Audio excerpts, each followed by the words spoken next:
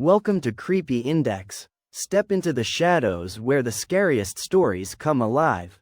If you enjoy tonight's tale, please like and subscribe to support us. And I'm glad you're here. Each episode, we explore a chilling story, strange, eerie, and unforgettable. Tonight's story is no exception. If you're armed and at the Glenmont Metro, please shoot me. Make it a headshot. Shoot me in the temple, aiming slightly downwards. I need the bullet to travel the shortest possible distance through my brain before it hits my hippocampus. If I'm lucky, the sensation of the gunshot ripping through my skull will only last a few decades. As awful as this sounds, you'll be doing me an enormous favor. Death by a headshot, as soon as possible, is vastly better than the alternative. My ordeal started over 10,000 years ago, at 10:15 this morning. I earn extra money by participating in drug trials. I'm a so-called healthy subject who takes experimental drugs to help assess side effects. Once it was a kidney drug. A few times it's been something for blood pressure or cholesterol. This morning they told me the drug I took was a psychoactive substance intended to accelerate brain function. None of the drugs I had tested so far have ever done anything for me, in the recreational sense. In other words, none of the drugs I've tested have given me a killer buzz, or mellowed me out, or anything. Maybe I've always ended up the placebo group, but nothing I've tested had affected me at all. Today's drug was different. This shit worked. They gave me a pill at 10:15 and told me to hang out in the waiting room until they called me back for some tests. Only about 30 minutes, the research assistant told me. I flopped onto the waiting room couch and read a few articles from a copy of Psychology Today that was sitting on the coffee table. They hadn't called me back when I finished the Psychology Today, so I picked up a US News and read it cover to cover. Then I read an old Scientific American. What was taking them so damn long? I sluggishly turned my head to look at the wall clock. It was only 10:23 am. I had read all 3 magazines in 8 minutes. I remember thinking this was going to be a long day. I was right. The waiting room had a little bookshelf with some used hardcovers on it. When I stood up to walk to the bookshelf, it felt like my legs barely worked. It's not that they were weak. They were just slow. It took a full minute just to stand up off the couch, and another minute to take 2 steps to the bookcase. I scanned the old books on the shelf and picked out a copy of Moby Dick. My arms had the same problems as my legs. Just reaching 1 foot in front of me to grab the book took a long time. I actually got bored just waiting for my hand to reach the spine of the book. I slogged back to the couch and collapsed onto it in a slow-motion fall that reminded me of the low-gravity hops of astronauts on the moon. I opened Moby Dick, slowly, and began reading. I started with Call Me Ishmael and got as far as Ahab throwing his pipe into the sea, which was all the way to friggin' chapter 30, before they called me back. "How are you feeling?" the research assistant asked me. "I feel slow," I said. "Actually, it's the other way around. Everything seems slow because you're so fast. But my legs, my arms, they're moving in slow motion. Your body seems like it's moving slowly because your brain is fast. Your brain is running 10 or 20 times faster than normal. You are thinking and perceiving reality at an accelerated pace. But your body is still constrained by the laws of biomechanics. Frankly, you're moving much faster than a normal person," she pantomimed a jogging motion. "But your brain is running so much faster right now, that even your fast walk seems very slow to you." I thought about my slow-motion flop onto the waiting room couch. Even if my muscles had slowed down, my body would still react to gravity the same way. But in the waiting room, I even fell in slow motion. Slow muscles couldn't explain why gravity seemed weaker. My brain was going at warp 10. That's how I managed to read 3 magazines and the first 30 chapters of Moby Dick in 15 minutes. They ran a series of tests on me. The physical tests were fun. They made me juggle 3 balls. Then 4. Then 6. I had no problem keeping 6 balls in the air because they seemed to be moving so slowly. It was boring, frankly, waiting for each ball to move through its arc so I could catch it with my slow-motion hands and toss it back into the air. They threw Cheerios in the air and I caught them with chopsticks. They dropped a handful of coins and I counted the total value before they hit the ground. The cognitive tests were less fun, but very illuminating. Finish a 50-word word search, 3 seconds. Solve an intricate maze drawn onto a poster-sized paper, 2 seconds. View a slideshow projected at 10 images per second and answer detailed questions about what I saw, 95% correct. They told me I measured over 250 on the Knopf scale. Apparently, that's deep into the superhuman range of thinking speeds. Then they sent me home. It'll wear off in a few hours, they said. Which will seem like days to you. Try to use the residual effects to get some work done. Catch up on work emails while you're still in high-speed mode. The ride home was horrible. It was only 3 metro stops, and in real-world time, it only took about 35 minutes. But in my drug-accelerated hypertime, it felt like days. Days. Just walking out of the medical research suite to the elevator seemed like it took an hour. I sprinted out of the office, willing my legs to push me faster. But the laws of biomechanics held me prisoner. As accelerated as my brain was, I couldn't do anything to make my legs work faster. The huge disconnect between my body and mind made it extremely difficult to judge how and when to slow down, turn, or rotate my body. I had basically turned into giant, slow-motion spaz. I misjudged my speed and rammed into the wall by the elevator button at a pretty good speed. Even though I could see the wall coming at me, I couldn't make my finger, outstretched to hit the elevator button, move away fast enough, and I jammed it against the wall. Hard. The pain was intense. If my brain had been running at regular speed, it probably only would have hurt for 30 seconds or so. But in my accelerated state, the intense pain seemed to last for half an hour. 45 minutes maybe. The elevator ride was horrible. It felt like I spent 4 or 5 hours just descending 7 floors, with nothing to look at but the interior of the elevator car. I sprinted to the metro station. I have to admit, this part was almost fun. Even though my body moved at what seemed to me super slow speed, I could still carefully choose how and where to place my feet, swing my arms, and turn my torso. It only took a block or two to getting used to having a brain that ran 24 times faster than my body. Then I basically sprint danced the rest of the way, twisting and juking between people on the sidewalk and dodging moving cars with inches, aka minutes, of clearance. I spent an hour, in my time frame, descending into the subway and running to the platform. Endless tedium waiting the 6 minutes for the Red Line train to arrive. Although there was more to look at on the metro platform than inside the elevator, it was still intensely boring. I should have stolen that copy of Moby Dick. The Red Line train roared into the station in slow motion. The normally high-pitched squeal of its brakes was frequency shifted by my high-speed mind to a long low tone, like a monotone tuba solo. It wasn't just the squealing subway train that was 3 octaves lower than normal. All sound was slowed to the point of near inaudibility. Voices were gone, shifted below the threshold frequency of my hearing. I did manage to hear a screaming baby on my subway car, her shrieks slowed to sound like whale songs.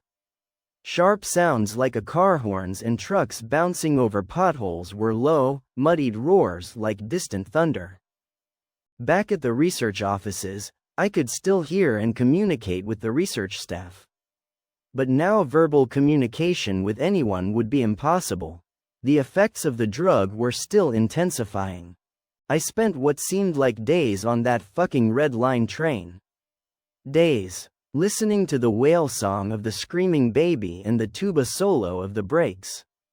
Where ordinary voices were frequency shifted out of my audio range, smells didn't seem to be affected.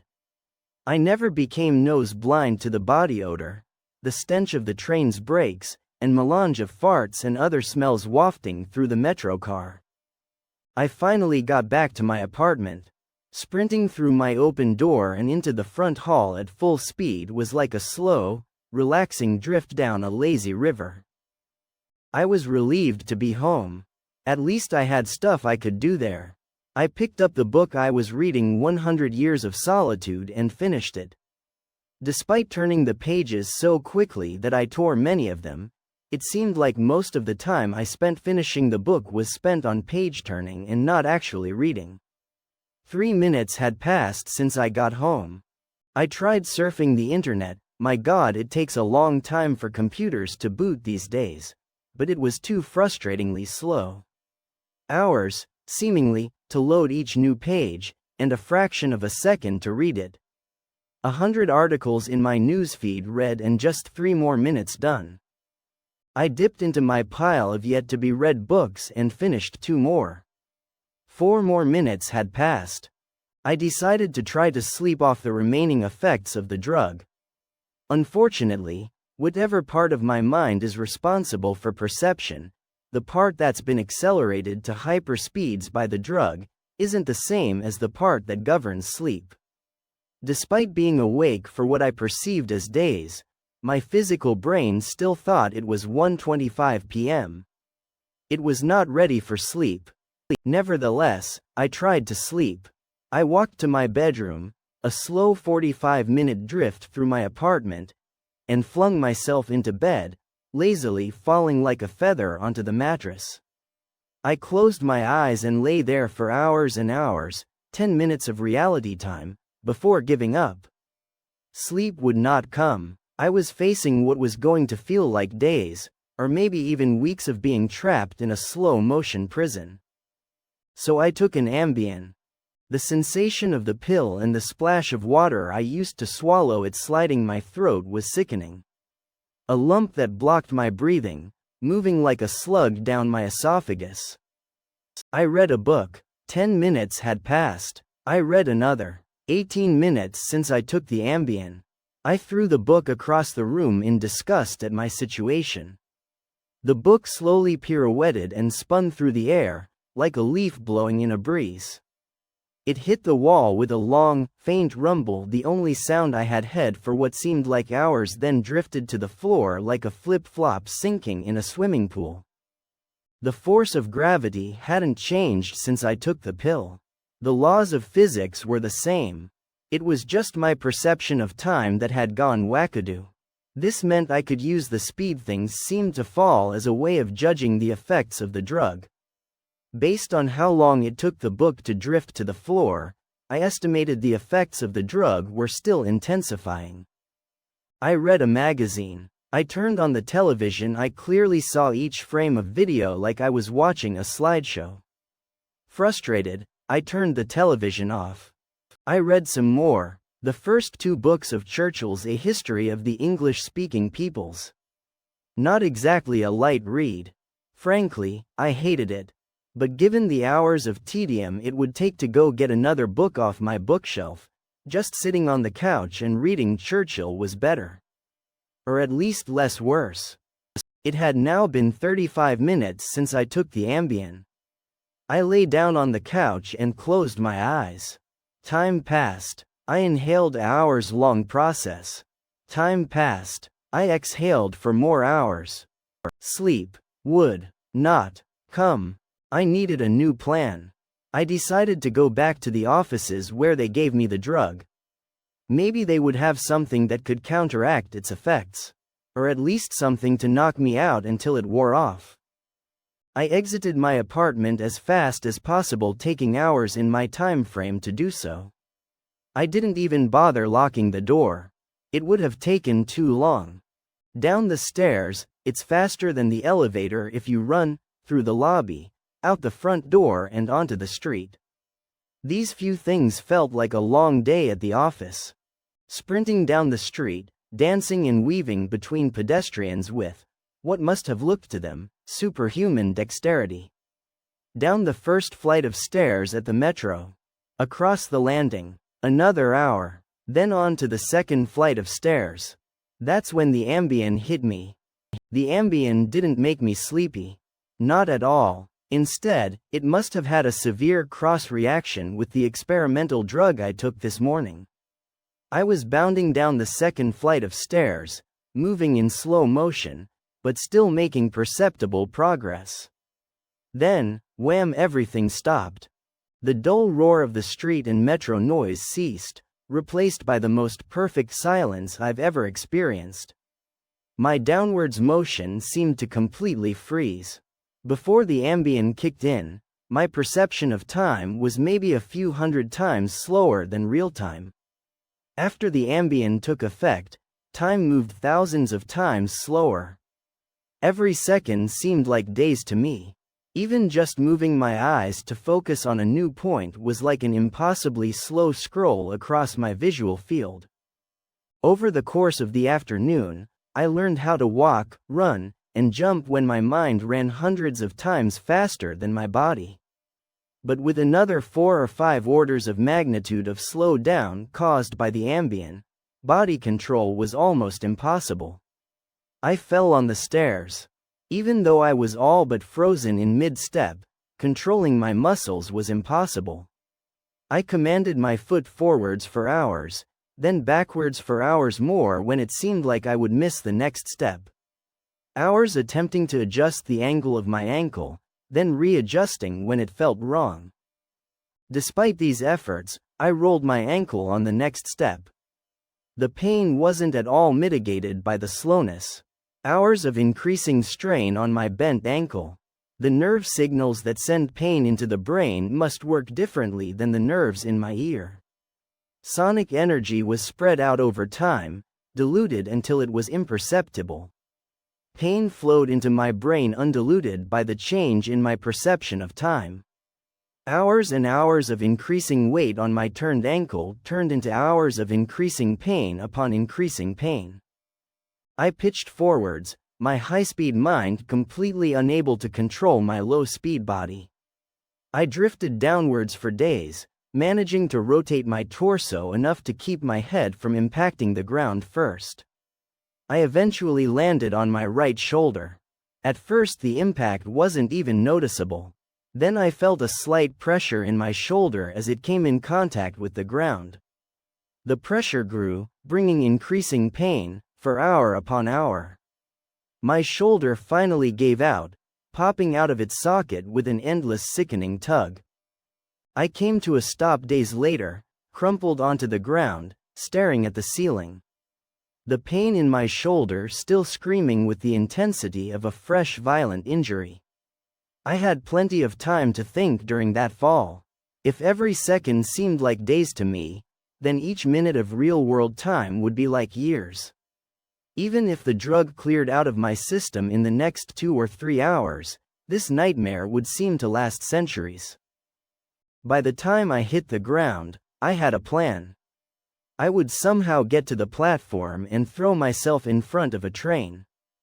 I twisted onto my hands and knees. Days of my dislocated shoulder crying for relief. I misjudged my rotation and rolled onto my back. I tried again, collapsing onto my face as I tried to figure out how to control a body that moved slower than grass grew. Weeks of effort were finally rewarded with success. I stabilized on my hands and knees. If just getting on all fours was this difficult, I figured that walking or running was completely out of the question. So I crawled through the metro tunnel. The dumb looks on the faces in the crowd lingered on me for weeks. I crawled under the turnstile and onto the escalator. The escalator spilled the rush hour crowd onto the platform at the same speed a glacier spills ice into the sea. I looked out over the crowded platform during my interminable downward ride. The train status sign said the next train wouldn't arrive for 20 minutes. 20 minutes was like a year to me. I'd have to spend a year on the metro platform, waiting to die. I crawled off the escalator, enduring days of stupid expressions on the commuters' faces. I crawled a few feet to a concrete bench and curled up next to it, trying to find a position to lessen the pain in my shoulder. Then my problem with time got worse. Impossibly worse. The massive slowdown on the stairs was just the beginning of the interaction between the experimental drug and the Ambien. It fully hit me while I was curled up by the bench. I blinked. Years of darkness followed. Sound was already gone, and with my blink, sight was gone as well. All that existed was the pain from my fall. My hyper-accelerated mind wasted no time compensating for the lack of sensory input. Voices spoke to me. They sung to me in languages that never existed. Patterns and faces and colors came and went in my mind's eye. I recalled my whole life, and imagined living another. I forgot English. I settled into a profound despair. I spoke to God. I became God. I imagined a new universe and brought it to life with my thoughts. Then I did it all again. And again. My eyes opened with geologic slowness. A faint glow. Weeks. A slit of light. Weeks. A narrow view of the metro platform, ankles of the commuters near me, and an advertisement on the opposite wall. I extracted my phone from my pocket. A project that spanned decades. How can I even explain the boredom? The pain in my shoulder is nothing compared to the boredom. Every thought I can think, I have thought hundreds of times already. The view of ankles and advertisements never changes. Never. The boredom is so intense it's tangible, like a solid object of metal and stone wedged into my skull. Inescapable. What are my options? If I crawl and fall onto the tracks without an oncoming train to crush me, I won't die.